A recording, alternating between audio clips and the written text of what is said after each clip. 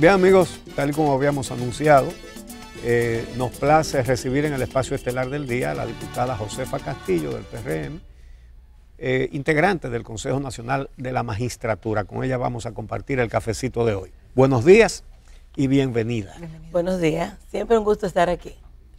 Bueno, Josefa, hubo otra reunión del Consejo Nacional de la Magistratura el viernes y, entre otras cosas, entiendo que el procurador Rodríguez entregó las denuncias, gracias, que en violación, la denuncia contra la magistrada Miriam Germán Brito, él presentó en violación al reglamento del mismo Consejo, sin habérselo comunicado antes a la aludida, sin haberle dado plazo para responder, y además con denuncias anónimas que están expresamente prohibidas por el reglamento del Consejo. Cuando él depositó eso, ¿alguien le dijo que eso no era procedente y que eso no se podía recibir? ¿O se lo recibieron sin más? Claro que no. Realmente nos opusimos, mi compañero Paliza y yo, y desde el principio mantuvimos aquella posición que ante toda la opinión pública nosotros tuvimos, y es que no se le diera aquiescencia a esa información, a esos documentos, que ni siquiera se le puede llamar pruebas porque esto no tiene un rigor procedimental. De hecho, nosotros entendemos que se irrespetó el debido proceso, se irrespetó el derecho a la defensa, se respetó el derecho a la intimidad, asimismo como se irrespetaron los reglamentos, el reglamento, aun cuando hay el movimiento contestatario que le retuerce la información quizás o lo que está diciendo la Constitución de la República en su artículo 138 y de igual manera la ley 107-7 en su artículo 3 sobre la objetividad y la imparcialidad de los que sustentan o ejercen administración pública, procesos y demás. Entonces, en este sentido, la ley es clara, igual la Constitución de la República. Allí no se respetó el debido proceso. Lo mismo con relación a los reglamentos que instituye la ley 138-11 de la Ley Orgánica del Consejo Nacional de la Magistratura y su reglamento, se está planteando de que para los fines de las objeciones y las reparaciones debe de depositarse ante la Secretaría del Consejo Nacional de la Magistratura esas objeciones y reparaciones para que le dé la oportunidad también a la persona objetada a contestar. Aquello ni siquiera fueron informaciones requeridas de parte para la señora Miriam Germán, fueron acusaciones expresas sobre la base de un anónimo. Cuando nosotros le dijimos al Procurador General de la República, Paliza le preguntó, ¿usted tiene prueba de eso? Yo le dije, pero eso es un... Él dijo que sí, que las tenía. Sí, y entonces yo le dije, pero ¿quién la sustenta? Es un anónimo, y luego dijo, es confidencialidad como procurador. Pero señor, usted no está ahí como Procurador General de la República. Su función como procurador debe ser, o la asunción de esos elementos que usted le llama probatorios, usted incoar un proceso en función de lo que usted entienda con los procedimientos del lugar y respetando el debido proceso. Pero usted está ahí como la figura del procurador instituida en la Constitución de la República, pero como consejero.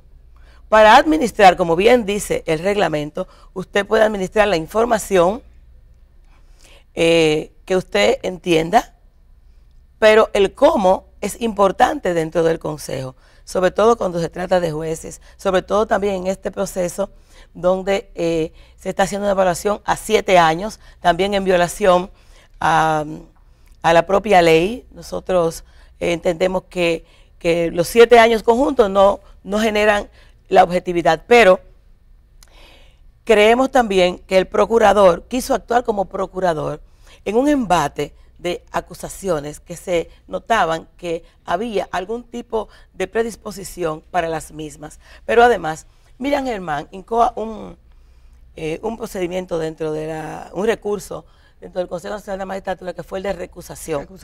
Entonces, Mariano Germán, que yo esperaba que asumiera una posición con respecto a aquella situación que se le presentó a doña Miriam, solamente se limitó a cuestionar el procedimiento. Y ese procedimiento... ¿A cuestionar cuál procedimiento? Donde el de recusación. El recurso de recusación. ¿Quién lo cuestionó? Que doña Miriam, exacto, Mariano Germán.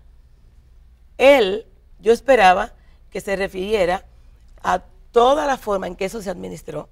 Y tuve que recordarle que a ella se le violentó el derecho a la intimidad, al debido proceso, el derecho a la defensa, y que también se violó el reglamento. O sea, nosotros insistimos que sí se violó, independientemente de que se quiera. Pero no es que ustedes insisten, es que es claro, el reglamento impide denuncias anónimas, el reglamento establece un plazo que hay que presentar la objeción al juez aludido. Exacto. Y tiene 7 días para dar una respuesta. En la presentación del pasado viernes, el secretario Frank Soto dijo que Mariano Germán, como presidente de la Suprema Corte de Justicia y miembro del Consejo, se había manifestado en 2 ocasiones con relación al incidente. Dijo que lo hizo en la reunión del martes y que lo hizo en la reunión del viernes y que planteó su posición. ¿Que esto ocurrió en realidad y qué fue lo que hizo el presidente de la Suprema? Repito, solamente se refirió al recurso incoado por Miriam Germán. Que dijo que era incorrecto. Que exactamente decía, por ejemplo, que no era posible una recusación porque los miembros del Consejo Nacional de la Magistratura no tienen sustitutos. Esto, según él, se puede aplicar más fácilmente, por ejemplo, a jueces que tienen regularmente quienes lo sustituyan en el cargo. Pero bien, si vemos también cómo, vamos a decir, en qué aplica y cómo se aplica la recusación. En este caso, doña Miriam Germán fue muy específica. La recusación fue no a que lo sustituyan a él, sino más bien solicitar la inhibición y la abstención en todo lo concerniente a lo que era su evaluación y su votación. Y sí aplica en ese sentido, porque tú puedes recusar para no participación de un juez y que sustituyan al juez por otro. En este caso, donde no hay sustitutos, obviamente, específicamente ella habla de eso y lo coloca dentro de un párrafo diciendo que en caso de que haya una abstención voluntaria, entonces la recusación se echa de lado. O sea, fue claro todo. No hay por qué torcer lo que es la realidad de todo esto. Pero eso siente un precedente importante. Claro. Estamos hablando de una situación particular que se presentó con Miriam Germán, pero cualquiera de los evaluados pudiera decir que preferiría que uno de los miembros del Consejo no participe. Y yo pienso que ahí es donde está el debate, ¿no? Si cualquiera de los claro, sabemos que ha habido una situación particular, sí, pero esto abre la posibilidad de que un evaluado en el futuro cercano, ahora los 79 que están para entrevistas, diga, recuso a este consejero. ¿Qué elementos se tomarían en cuenta para admitir o no una recusación en ese sentido? Fíjate que esto es como tú bien dices, es una situación nueva que se dio por ese abordaje bestial en que incurrió el Procurador General de la República. Pero real y efectivamente esto podría sentar un precedente, porque realmente ella manifestó una enemistad entre ellos dos, y una enemistad que se vio de manifiesto cuando él, por ejemplo, además de todas aquellas acusaciones anónimas y por tanto diríamos que con falta de credibilidad, pues violentó todo aquello de la objetividad y de la imparcialidad. Entonces él ni fue objetivo ni fue imparcial, y no fue objetivo porque no presentó la persona que dijo con responsabilidad, y mucho menos tampoco fue imparcial, porque había de hecho una enemistad. Pero una pregunta, cuando presentó eso ahora, el viernes, sí, solamente ustedes dijeron que eso no era procedente, los demás dijeron que sí, que eso estaba bien. Mira, quien quiso dar un poco de diríamos, de criticidad al asunto fue Reinaldo Párez Pérez, que dijo: eso no estuvo bien, termina la cita. Eso no estuvo bien, termina la cita. O sea, no fue al fondo de las cosas. O sea, ellos ninguno van al fondo de las cosas en el análisis de lo malo, sino más bien de lo que procede o de lo que no procede. O sea, es como una defensa de acciones, aún a sabiendas de que lo que ocurrió no estuvo correcto. El otro elemento que salió en todas esas situaciones a Miriam fue el elemento de la interdicción, lo de interdicto, que lo han querido maquillar. Para declarar, se declara interdicto a una persona con dificultades mentales, sí, como en el caso del hijo de Miriam Germán. Sí. O sea, dice, bueno, pero entonces al mismo tiempo dice que testaferro y que nunca ha trabajado. Exactamente. Es un vago. Exactamente. Entonces hubo una alusión a una condición humana que realmente no puede ser nada más utilizado el término interdicto como un elemento jurídico para hacer depositaria de un derecho de acción a una persona que no tiene, a otra persona diferente a la que tiene la interdicción, o sea, la condición de problemas mentales, vamos a decir. Pero además que esa condición, que probablemente es la que no permite que trabaje, ¿verdad? No le impide heredar, claro, que es el correctamente, caso. Que fue el caso que ella también puso de claro, sí, pero también yo digo que ese fue el golpe más lacerante que se le dio a doña Miriam en ese sentido. Entonces, nosotros que insistimos en el debido proceso, y que si ustedes se dan cuenta, en aquella situación en la que el Consejo le encomendó, le ordenó al Procurador General de la República que se excusara y que también dijera públicamente que se inhibiera o que se abstuviera. Para el caso, abstención e inhibición es lo mismo. Entonces, el procurador lo que hizo fue pisar sus huellas nuevamente y volver a llover sobre mojado y volver a retrotraer las situaciones que generaron el mismo conflicto. En este sentido fue cuando nosotros reaccionamos y nos retiramos. Entendimos que no era prudente nosotros darle aquiescencia a aquello. Pero además, cuando al otro día tocaba la revisión para la preselección, nosotros no asistimos. Paliza había presentado una excusa. ¿El viernes? El jueves. El jueves. Paliza ya había presentado una excusa de que no podía estar el jueves, pero yo sí iba a ir para allá. De todas maneras, yo llamo a Paliza y le explico de que no era prudente la presencia nuestra como representantes de la oposición, porque no podía pasar sin pena ni gloria la imprudencia del procurador, y no asistimos. Pero eso no creo yo que sea lo mejor, ¿no? Ustedes deberían estar en todo. Yo sí oigo a gente que dicen que ustedes deberían retirarse del Consejo. Sí, no, pero no es así. Estén ahí para que haya alguien que no sea del gobierno que diga. Pero hay una situación.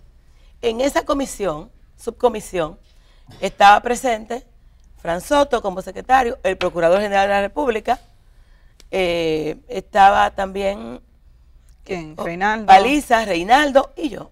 5 debíamos ser, ¿verdad? Entonces yo decía que como este proceso, lo que se hiciera allí, se iba a ver el viernes, yo dije, tiene que haber algún tipo de mensaje y de reacción antes que vamos a entonces a evaluar, hacer la preevaluación de los que van a participar, como que no pasó nada también con el Procurador General de la República. Ahí calculamos, si esto hubiese sido de manera inminente, hubiésemos estudiado la posibilidad de asistir. Pero bien, como al otro día, el viernes, todo esto se iba a ver como en efecto se vio, cuáles fueron las personas que por condiciones de edad, por ejemplo, por condiciones de estar, por ejemplo, bajo un proceso disciplinario, algo por el estilo, o por las competencias que pudieran tener, fueran retirados. Esto pues se vuelve otra vez y se lleva el viernes para verlos como en efecto también nosotros lo vimos. Pero algo interesante es lo siguiente, lo que se leyó. Yo dije... En la rueda de prensa. Nosotros dijimos, nosotros no participamos porque creemos que esto debe de verse aquí y debemos emitir opiniones al respecto. Y fue cuando se cuestionó a Jean Alain por la forma en que lo hizo. Y porque trajo de nuevo las mismas situaciones, a lo cual también Reinaldo Párez Pérez le llamó la atención en ese sentido. Entonces, es interesante ver que el resultado final que hubo habla de que Jean Alain depositó ante la Secretaría del Consejo Nacional de la Magistratura los documentos que no fueron revisados ni analizados por el Consejo hasta tanto no fuera necesario, siguiendo el debido proceso. Y ahí está la situación. Pero ustedes, Josefa, si eso está depositado, ustedes no han pedido que le den copia para ustedes ver, porque mientras tanto, aquí, si se sale a preguntar a la calle, todo el mundo piensa que esa denunciante no existe. Ustedes deberían buscar a ver quién es y cuál es el número de su cédula, a ver si es verdad que existe una denunciante. ¿Qué es lo que se depositó el viernes? Porque se informó que él había depositado documentos relativos a lo que informó. ¿Y bajo qué condición los está depositando esos documentos? Precisamente. Él dijo en aquel proceso público que tenía pruebas. Nosotros no le podemos dar aquiescencia a pruebas anónimas, ¿verdad que no? Entonces, nosotros pedimos también, y fue nuestra actitud, nuestra posición de principio a fin, de que a esos documentos no se les dé aquiescencia, porque no siguieron el debido proceso. Eso no se depositó para que todos nosotros pudiésemos verlo y analizarlo como una objeción. Tampoco a doña Miriam se le dio la oportunidad de que ella contestara. Entonces, para nosotros, esos documentos no tienen validez. Por eso, no vamos a pedir y no pedimos copias de ellos porque le estaríamos dando. Entonces, debiste ponerlo a través de la Secretaría del Consejo en el tiempo hábil. Pero entonces lo traes aquí de una manera panfletaria y te le vamos a dar aquiescencia. No. Por eso existe la cláusula de que siguiendo el debido proceso.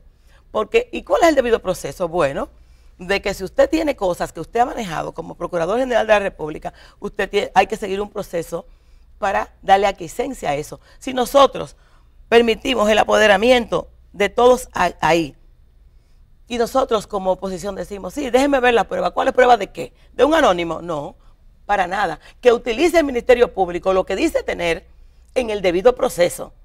Entonces, por eso mantuvimos la posición de no darle aquiescencia. Y no darle aquiescencia para nosotros eso no vale para nada, no sirve para nada, para los fines del Consejo. ¿Por qué?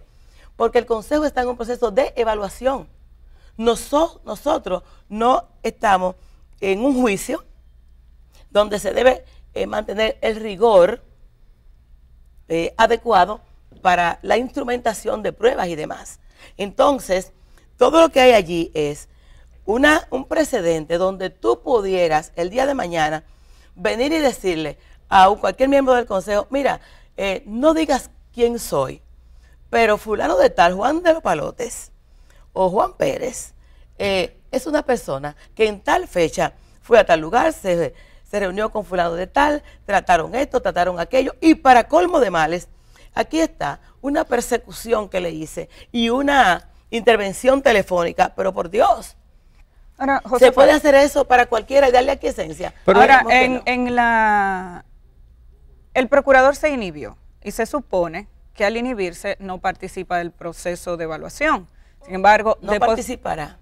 Exacto, no participará del proceso de evaluación. No obstante eso, ahora de votación. De esa persona. De votación. Sí, de esa persona me refiero, sí, pero, obviamente. Pero lo que quiero decir es, se inhibe. Y eso significa que se supone que no va a participar en la evaluación de esa persona. Pero después de la inhibición, deposita esos documentos. Y en ese contexto, cuando se le pregunta al secretario del Consejo en la rueda de prensa del viernes, una periodista le pregunta, ¿y con qué categoría se deposita esos documentos? El secretario dice, no son objeciones. Dice, son documentos como los puede recabar cualquier miembro del Consejo que tiene derecho a investigar sobre los evaluados y puede recabar información que sirvan a los demás miembros del Consejo para evaluar. Y bajo ese criterio es que el procurador está depositando esos documentos. ¿Podría ser aceptado? Pero eso hay un agravante también ahí. Porque lo que plantea el reglamento, que nosotros podemos auxiliarnos de informaciones. Exacto. Pero informaciones fidedignas. Informaciones que tengan base de sustentación.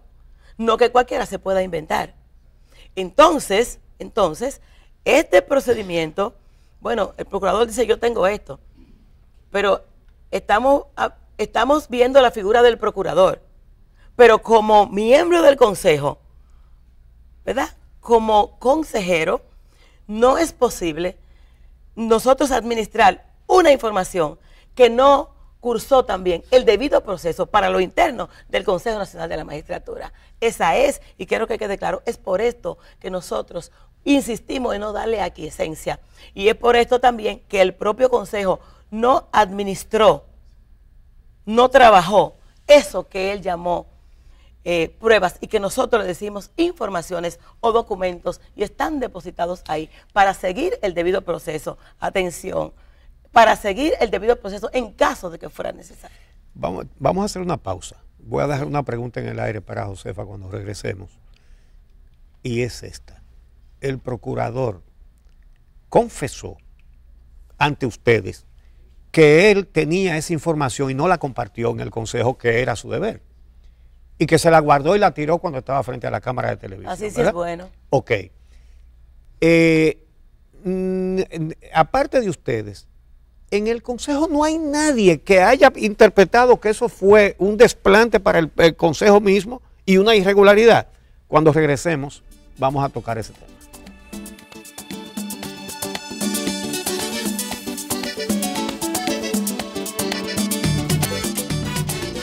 Bien, continuamos en el espacio estelar del día conversando con la diputada Josefa Castillo, integrante del Consejo Nacional de la Magistratura. Le dejé en el aire esta pregunta. El procurador Rodríguez confesó delante de ustedes que los documentos que él dice tener y que después depositó, dice de una denunciante que le lanza imputaciones a la magistrada Miriam Germán. Él dijo que tenía eso desde el 18 de diciembre del 2018 y que no se lo entregó a más nadie en el Consejo de la Magistratura y sin embargo lo usó en una sesión pública. ¿Ningún otro miembro aparte de ustedes se ha quejado de que él hizo eso? No, porque realmente quien ha dado más asomo de lo incorrecto ha sido Pared Pérez. Sin embargo, repito, no ha ido al fondo ni tampoco al análisis del procedimiento. Y ellos sustentan de que no hubo violación. Que no hubo violación al reglamento. Al reglamento. Sin embargo, por ellos basándose en que cualquiera de los consejeros puede auxiliarse de información. Pero a eso le ponemos otra cosa. ¿De qué clase de información? ¿Qué tipo de información? Entonces está el cómo, la forma y el para qué. ¿Cómo se utilizó esa información panfletaria, anónima? ¿Para qué se utilizó? ¿Y en qué forma inquisidora también se hizo? Donde un ciudadano dice, como ella va a ser evaluada para ser juez, no sería prudente que ella fuera juez por esto y por aquello. O sea, la está objetando. Y si el Procurador General de la República tiene, Yanalain Rodríguez tiene en su poder una objeción, debió someterla al debido proceso, no utilizarla de manera abrupta, sorpresiva, ante los miembros del Consejo. Y yo quiero decir aquí lo que ha sido la historia de la Administración de Información por parte del Consejo. Y es que en una ocasión hubo una objeción de las 18 objeciones que hubo ante los postulantes del Tribunal Superior Electoral, que hubo 18 objeciones, hubo una, el Superior Electoral. Entre ellas hubo una firmada por un Juan de los Palotes.